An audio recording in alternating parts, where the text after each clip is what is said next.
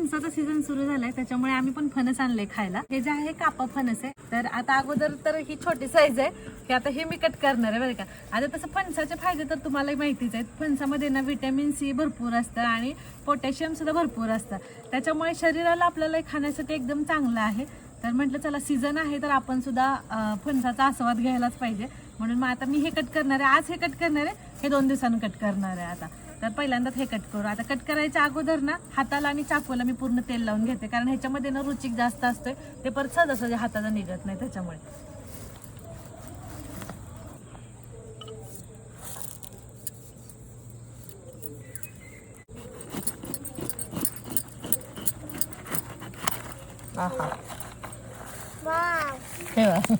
बघितलं मी आधी खाताना. आता तसा हा कापा फणस आहे ना, तर ह्याचा जो गर असतो ना हा जाड असतो.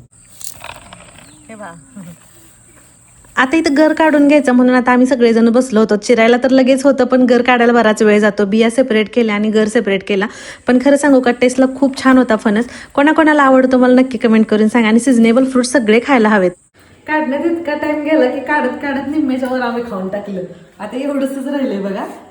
आणि ह्याच्या एवढ्या बिया निघाली, तर बियाची बघू भाजी वगैरे बनवायची. मी तुमच्यासोबत शेअर करीनच ह्याची रेसिपी. छान लागतं, नुसतं मीठ टाकून शिजवून पण खायला मस्त लागतं. चला भेटू परत, बाय बाय.